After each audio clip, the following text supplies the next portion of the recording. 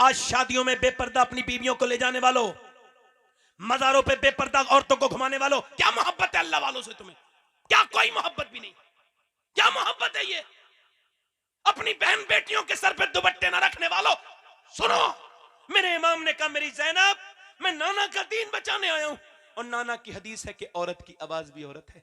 अभी तो सिर्फ मेरे तीर लगाए, मेरी लाश पर घोड़े दौड़ेंगे। मेरी बहन तुझको रोना नहीं, चीखना नहीं, चिल्लाना नहीं, मेरी बहन बिल्कुल नहीं। इमाम चले गए। गए इमाम तो क्या कह के गए? काश कि मैं अपनी शादी जब करूं, हमारे यहाँ तो एक दुपट्टे की बड़ी सी एक लंबी सी एक दुपट्टा हो एक एक एक बैग में, और जो औरत बगैर दुपट्टे के आ रही हो उसको मैं दुपट्टा पेश कर दूं शादी के दिन। वो पूछे क्यों? कहा तू मेरी बहन है, मेरी बहन, तेरे सर नंगा अच्छा नहीं लगता। ये काश ये मिजाज बना के यहां से जाए। इमाम करबला में गए, और जब इमाम गए तो अब 10,000 लोग या 9,000 10,000 8,000 लोग एक इंसान के तीर मारेंगे, एक आदमी के तीर मारेंगे। कहां कहां लगेगी?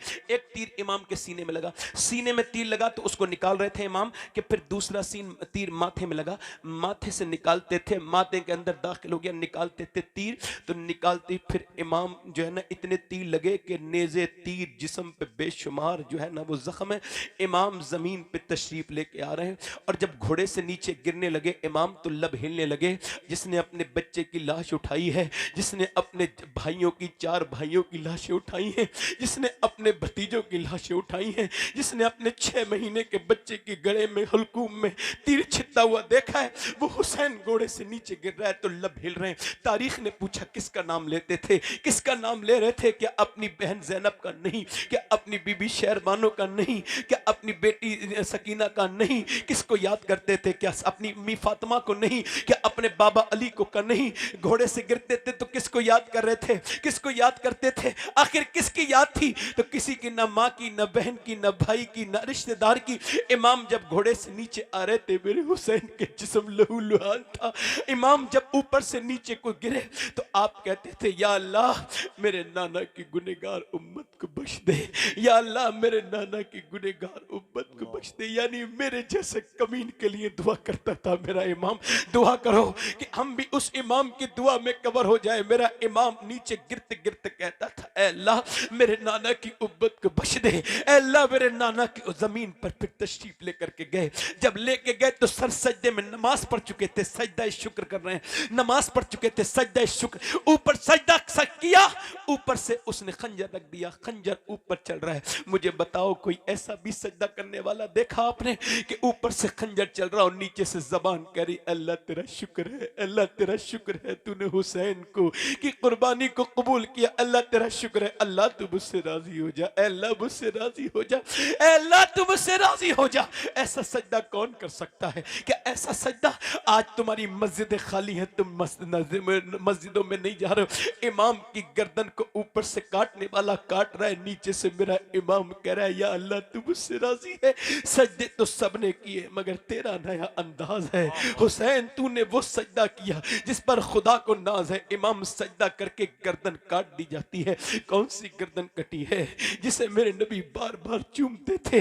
कौन सी जबान प्यासी है जिसे नबी का लुआबे दहन पीने का शरफ हासिल है? मगर जब पूरे मैदान करबला में जब लाशें पड़ी हैं, अली के पोतों की, अली के बेटों की जब लाशें, और उसके ऊपर घोड़े दौड़ रहे हैं। कोई जुल्म की हद भी होती है यार, ऊपर से घोड़े दौड़ाए जा रहे हैं। जब घोड़े दौड़ाए जा रहे हैं, उधर अजान, उधर जो है सूरज डूब रहा है। मेरी बेटियां, मेरी बहनें सुने, उधर सूरज डूब रहा है। इमाम की बहन ने देखा, फरमाया नमाज की तैयारी। औरतें नमाज की तैयारी करती हैं, किसी की यहाँ एक मौत हो जाए, नमाज पढ़ती हो फिर भी भूल जाती है, मगर यहाँ पर तो सारी लाशें पड़ी हैं। इमाम की बहन ने कहा तैयारी नमाज की करो। तैयारी कैसे करेंगे? इनके पास क्या है? इनके पास कैसे तैयारी कर सकते हैं? पानी तो है नहीं, मगर फिर तयम्मुम, गरम गरम रेत से तयम्मुम कर लिया। सजदे में चली गई। बच्चों की लाशों पर घोड़े दौड़ते थे, छोटी छोटी हड्डियां टूटती थी, चटाख चटाख की आवाजें आती थी, मगर ज़ैनब अल्लाह का शुक्र अदा कर रही थी। जिस बीबी के उसके शौहर का सर नेज़े पर चढ़ा था, वो शुक्र अदा करती थी। कहां गई इस कौम से नमाजें, कहां गई वो आदतें, बर्बाद होती चली जा रही। हुसैन ने बुराई का खात्मा करने के लिए अपनी कुर्बानी दी, मगर आज घर घर में सिनेमा है, आज हर हाथ में सिनेमा है।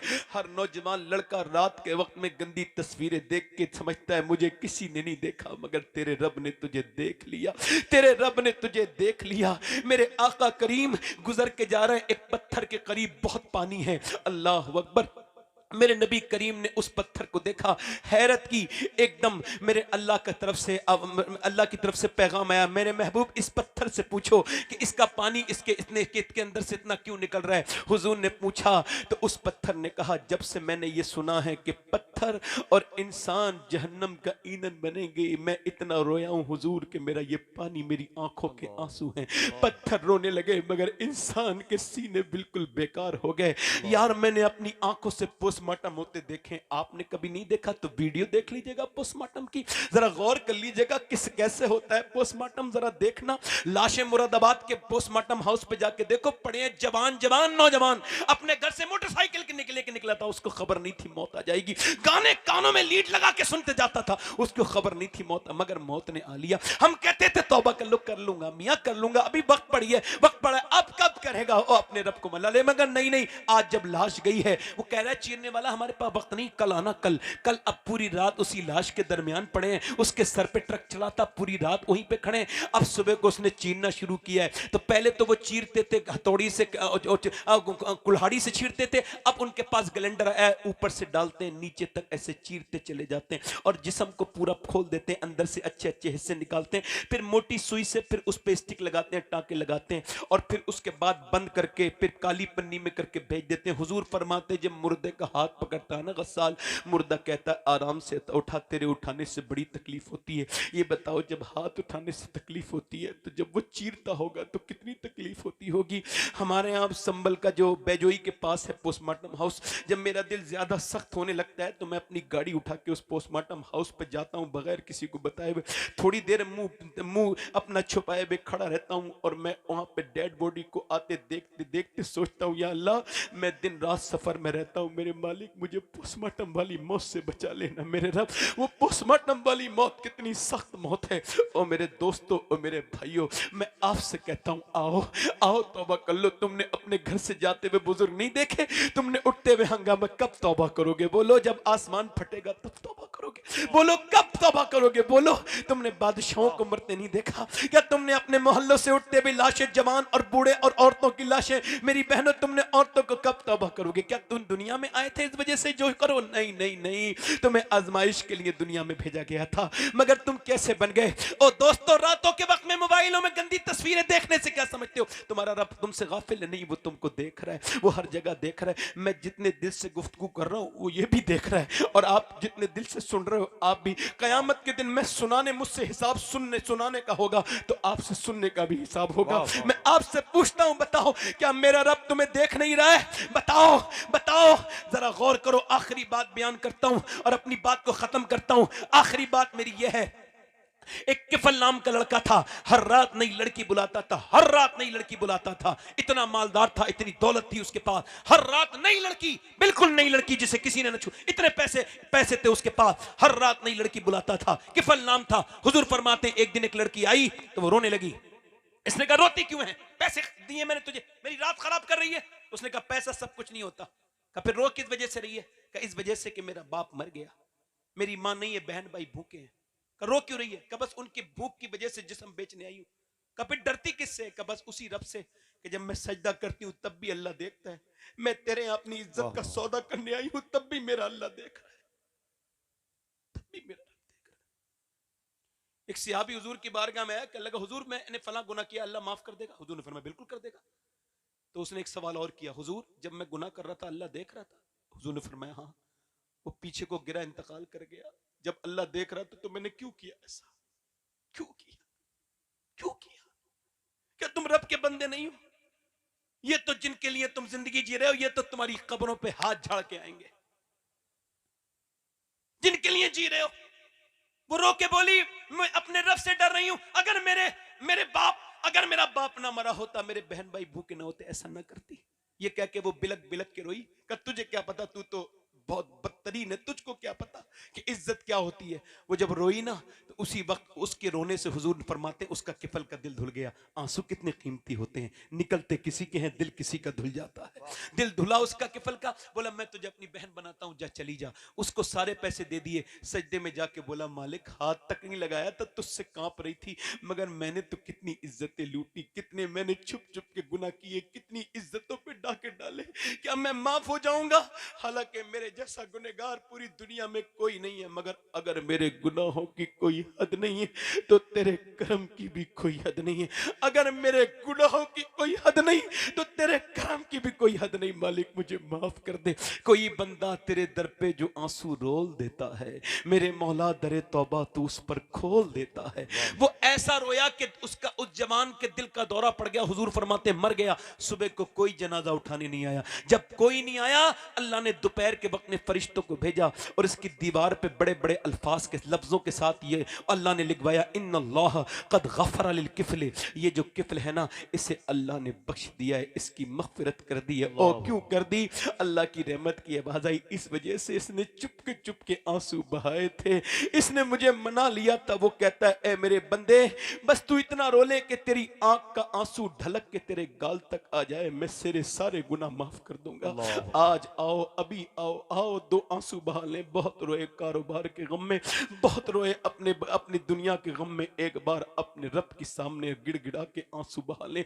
आओ रो लें, उससे कहें मालिक माफ कर दे, जमाने गुजर रहे हैं, मौतें करीब आ रही हैं, कब तौबा करोगे? आज आज इसकी, कल इसकी, कोई किसी को नहीं छोड़ा, न किसरा को छोड़ा, न दारा को छोड़ा, न सिकंदर को छोड़ा, न आलिम को छोड़े, न जाहिल को छोड़े, न हाफिज को छोड़े, न कारी को छोड़े, न पीर को छोड़े, न मुरीद को छोड़े, न बिजनेसमैन को छोड़े, न फल वाले को छोड़े, न सब्जी वाले को छोड़े। वो किसी को नहीं छोड़ती, कितना भी दिल लगा ले कोई जिंदगी के साथ, ये जिंदगी वफा नहीं करती किसी के साथ। याद रखो, अगर सुबह हुई है तो शाम भी होगी। सूरज लहू लुहान सरे शाम देख ले, ए जिंदगी गुरूर का अंजाम देख ले।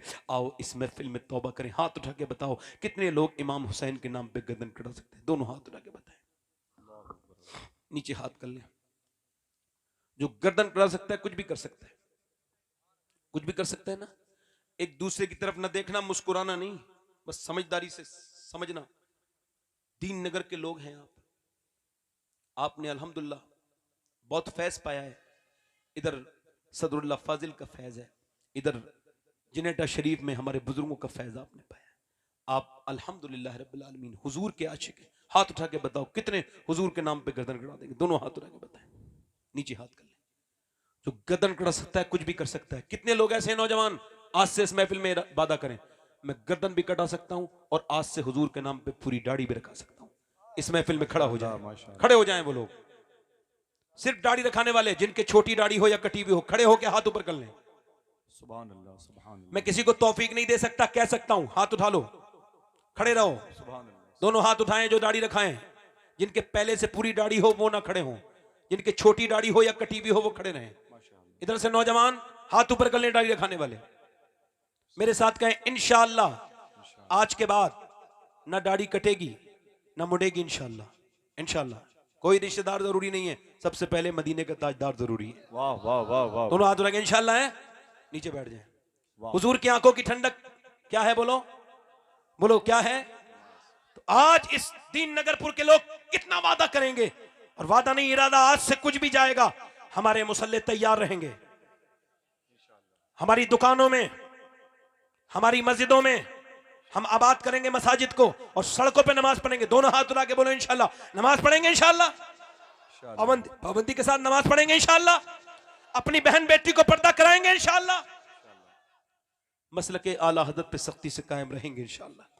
यानी किसी बदअकीदा से कोई रिश्ता नहीं। ठीक, अल्लाह ताला आपको सलामत रखे, इस सरजमीन को, इस इलाके को, इस घर को, इस घर वालों को, आपको सबको अल्लाह बरकतें बरकतें अता फरमाए।